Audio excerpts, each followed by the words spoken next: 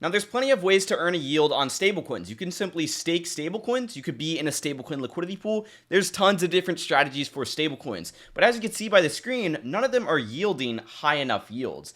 And the ones that are yielding high enough yields, like this one on Velodrome, are not real yield. Now, what does that mean, you may ask? Real yield is the concept where there's a real revenue stream behind it. So Velodrome is paying out a reward APY right here. We need to be looking at the base APY. And as you can see, based on the base APY, the highest we can really get is 13%. Now, obviously, if we go into riskier projects that have a lower TVL, we could start to get a little bit higher, like over here, 20%, but still that's not nearly as high as we could possibly be earning with something called delta neutral strategies. I recently made a Twitter thread on delta neutral strategies, so make sure to give me a follow over on Twitter, JKCall, link is down below in the description. I'm gonna go ahead and whip out the whiteboard and show you exactly what a delta neutral strategy is. So say we have $1,000 that we want to invest and be completely market neutral, meaning that we don't want to have to worry about prices going up and prices going down. What we could do is we could allocate 50% to a short position and then the other 50% to a long position. Now, if you guys don't know how short and long positions work, in a long position, we make money when the price goes up. And in short position, we make money when the price goes down. Now, obviously, you can execute a long and short position on a decentralized perpetual market or even on a centralized exchange like Binance or something like that. However, the issue with this is trading. You have to predict the market. Whereas with the delta neutral strategy,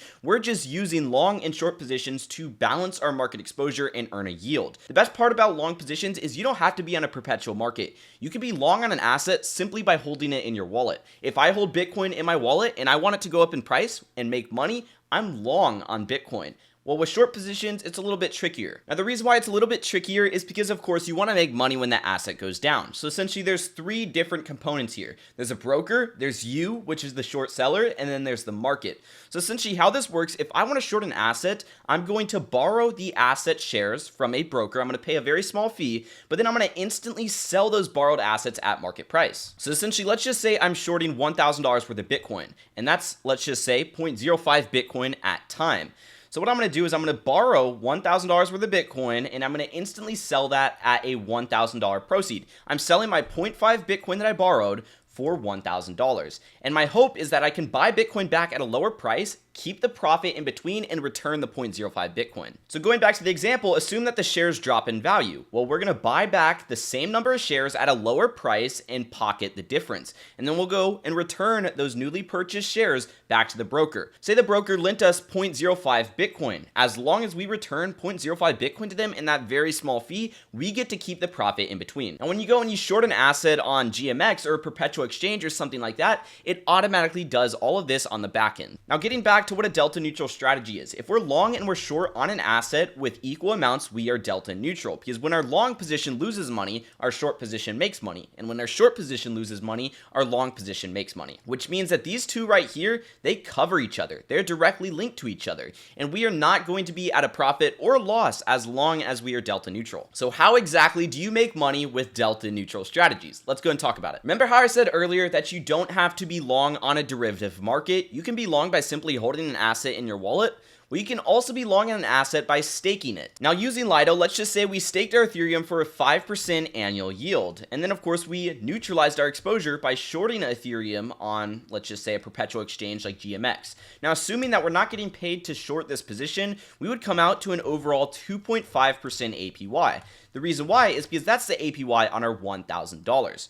We have $500 on long that we're earning 5% on, but we have $500 on short that we're earning 0% on. Now, I will say Ethereum is not a good delta neutral example, and the reason why is because the yield is not too high at all on Ethereum. It's only 5%. But let's just say we are shorting Ethereum on a perpetual market that has a funding rate. Well, we could actually earn money on the funding rate, or we could lose money on the funding rate. Let's talk about what a funding rate is. So it's important to realize that when we are trading on a market like this one, a perpetual market, we are trading contracts. We don't actually take possession of the asset. We are trading a contract. So essentially, these are two different markets. We have the actual market of Ethereum and the contract market of Ethereum. So essentially what can happen is if there's a ton of people long on Ethereum on the contract market, the perpetual market, I should say, and there's not as many people long on the actual price of Ethereum, what will happen is the price of the contract market will trade higher than the actual fair price, the actual market price of Ethereum. And if it is trading higher, then the funding rate is positive, which means that the people that are long on the asset on the perpetual market are paying the people that are short on the asset. This incentivizes people to go to the other side of the market, or of course close out their long positions. That way the price gets back to the fair market price of Ethereum. And of course, same thing goes vice versa. If a ton of people are short on the perpetual market, but not as many people are short on the actual market, the funding rate will be negative. This means that the contract market, the perpetual market, is trading below the actual market price of Ethereum, which means that the people that are short are going to pay the funding rate to the people that are long. And since Ethereum is a pretty trustable asset, a lot of people are long on Ethereum, especially right now. So say Ethereum had a funding rate of 5% annually. You're getting paid 5% to short Ethereum, you're getting paid 5% to long Ethereum. So you come out to a total of 5% annually on your overall $1,000. Let's just say there's a 10% funding rate on Ethereum. Well, now you come out to an annual yield of 7.5%. So the goal here is to find assets that you can stake for a high yield on your long position, and of course short for a very positive funding rate. I like to use Polkadot for example. You could stake Polkadot token for a 25% annual yield. This is real revenue through Bifrost. It's a liquid staking platform just like Lido. Okay, and then you can go and you could short Polkadot, earn about 10% annually. So if you're earning 25% over on your long position, that's $125 per year on your $500. And then you have $500 on short as well, earning, let's just say, a 10% APY from the funding rate. That's $50 per year, which comes out to a 17.5% annual yield, which is $175 a year. Now let's just say we weren't earning anything at all on our short position. We would come out to 12.5% annualized, which is only $125 a year. Now 17.5% is nothing too crazy, but I like to use this as an example because it's a relatively safe delta neutral strategy. Now it gets even better when you start to use leverage. Let's look at an example using 3x leverage. So essentially over here, you would allocate $750 to your long position because you can't leverage up on your long position. So you would just have to allocate more of the $1,000 worth of capital to long. And let's just say you were to allocate $250 to your short position. Well, effectively, you have $750 on long. And then if you use 3x leverage on your short position, you also have $750 on short. So you're essentially playing with $1,500 worth of capital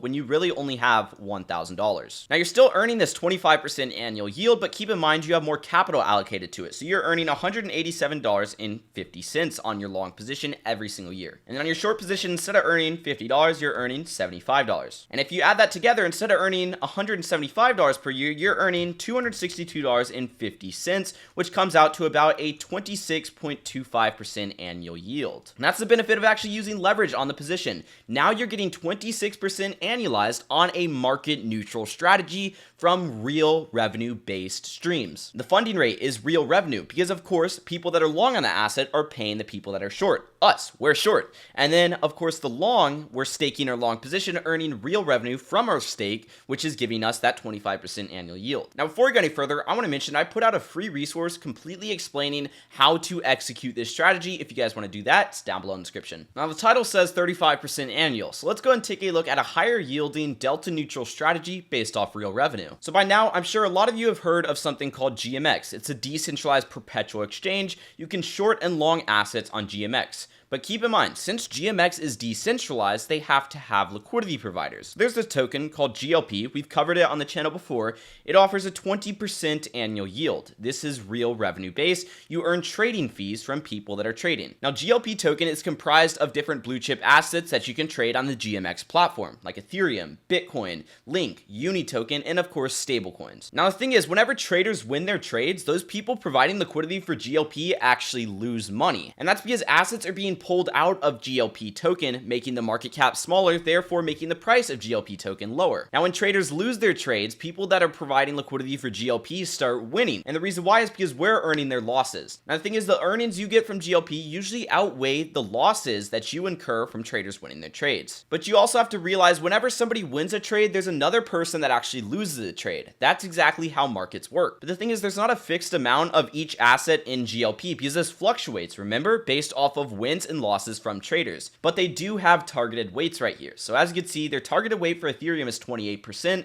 but it's currently 28.7%. Their targeted weight for Bitcoin is 23%, but it's currently 17.8%, and so on and so forth. So our goal here would obviously be to long GLP token by obviously staking it, and then short the underlying assets of GLP token and earn the yield. So I present to you the spider web of delta neutral GLP. So let's just say we have $1,000 right here. We want to put $500 on long. We go and we stake GLP. Of our 500 bucks, about 28% is on Ethereum at $140, about 22% is on Bitcoin with $110, and the other 50% is just in stablecoins with $250. We're earning 20% a year on staking GLP, which is $100 annually. Now with our other $500 that we want to put on short, we're going to go ahead and short $140 worth of Ethereum to neutralize our Ethereum market exposure. And then we'll also short $110 worth of Bitcoin. Assume we're earning a funding rate on Ethereum and Bitcoin of around 10% annualized. We're earning $25 a year right there. Now the thing is, this is only $250. We still have another $250 to actually allocate towards stablecoins,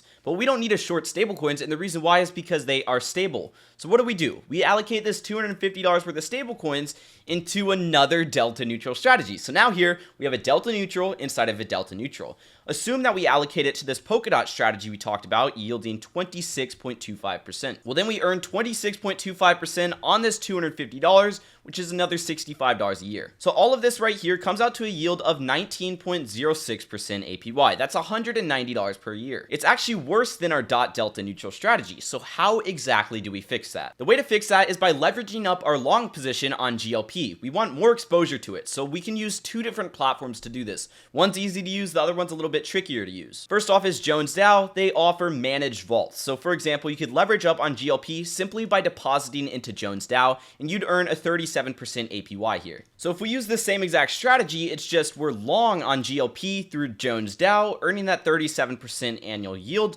We're now making 185 bucks on our long instead of just 100 bucks on our long, which ultimately will put us at 27.56% annualized. That's $275 a year. Now that's good, but it's still not good enough for me. Now there's another platform called Tinder.finance, and you can actually go and lend out GLP token. So essentially what this will allow you to do is get leverage on GLP token. So how this would work is you would essentially lend out GLP token, and then you'd borrow the weighted assets against it. So you'd borrow Ethereum, you'd borrow Bitcoin, and you'd borrow the stablecoins against your GLP deposit.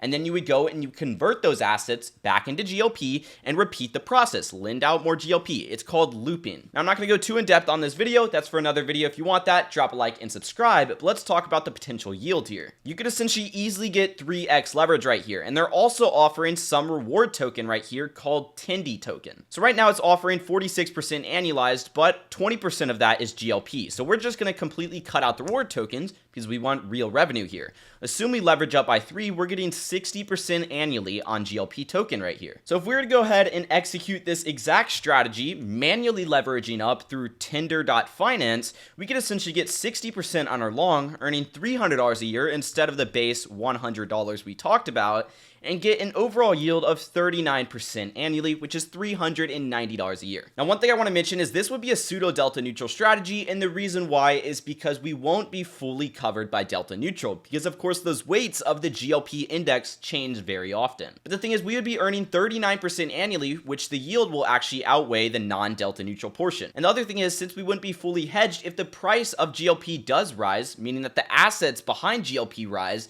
we would actually make some money there as well. So with that being said, that's going to wrap up today's video. I know it's a lot to take in, but if you enjoyed, drop a like, subscribe when notifications turned on. Don't forget to get that free resource down below in the description, and I will see you guys in the next video. Peace.